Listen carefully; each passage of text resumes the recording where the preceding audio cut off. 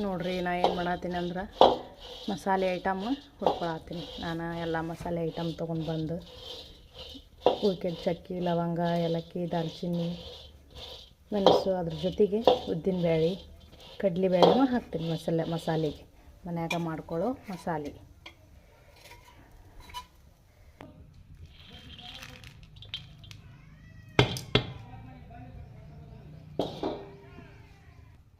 ನೋಡಿರಿ ಅವಿಸ್ ಕಾಳು ಉದ್ದಿನಬೇಳೆ ಕಡಲೆಬೇಳೆ ಹುರ್ಕೊಂಡಿನಿ. ಈಗ ಮತ್ತೆ ಇನ್ನು ಉಳ್ಕೆದ್ದು ಹುರ್ಕೊತೀನಿ ನೋಡಿರಿ. ಎಲ್ಲ 10 ರೂಪಾಯಿ ಪ್ಯಾಕೆಟ್ ಸಿಗ್ತಾವಲ್ಲ ಅವನ್ನೆಲ್ಲ ತೊಗೊಂಬಂದೆ ನಾನೀಗ. ಇವೆಲ್ಲ ಹುರ್ಕೊಂಡು ಇವೆಲ್ಲ 10 ರೂಪಾಯಿ ಪ್ಯಾಕೆಟ್ ತೊಗೊಂಬಂದು ನೋಡ್ರಿ ಮೆಂತ್ಯ ಕಾಳು ಅವನ್ನೆಲ್ಲ ತೊಗೊಂಬಂದು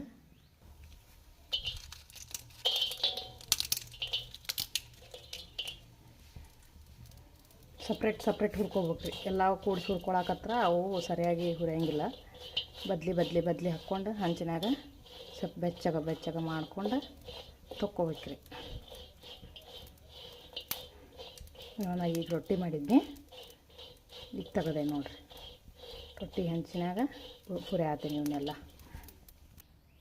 ನೋಡಿರಿ ಇಷ್ಟೆಲ್ಲ ಹುರ್ಕೊಂಡಿವಿ. ಮೇನ್ ಇರೋದು ಉದ್ದಿನಬೇಳೆ ಕಡಲೆಬೇಳೆ ಹಾಕೋದು ನಾ ಮಸಾಲೆಗೆ.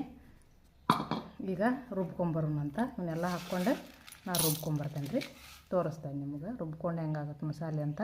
ನೋಡಿರಿ ಈ ಐಟಮ್ ಎಲ್ಲ ನೋಡಿರಲ್ಲ ಮಸಾಲೆ ಐಟಮ್. ಮೇನೇನು ಕಡಲೆಬೇಳೆ ಉದ್ದಿನಬೇಳೆನ ಹಾಕೋದು.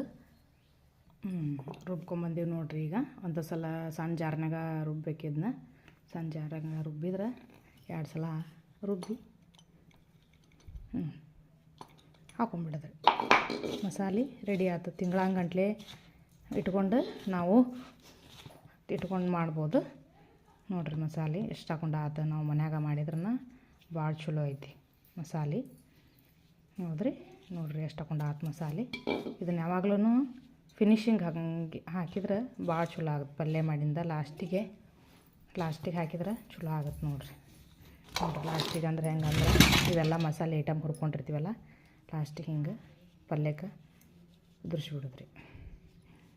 ಉದುರಿಸಿ ಹಿಂಗೆ ಮಾಡಿದ್ರೆ ನಾವು ಮೊದಲಾಗ ಕುದಿ ಮುಂದೆ ಹಾಕಿದ್ರೆ ಇದ್ರ ಫ್ಲೇವರ್ ಬರೋಂಗಿಲ್ಲ.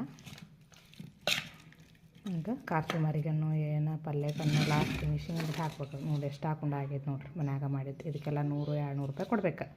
ನಾವು ಮನ್ಯಾಗ ಮಾಡ್ಕೊಂಡ್ರೆ ಭಾಳ ಕಡಿಮೆ 100 ರೂಪಾಯಿದಾಗ ಇಷ್ಟಕೊಂಡ ಮಸಾಲೆ ರೆಡಿ ಆಗುತ್ತೆ ನೋಡಿರಿ.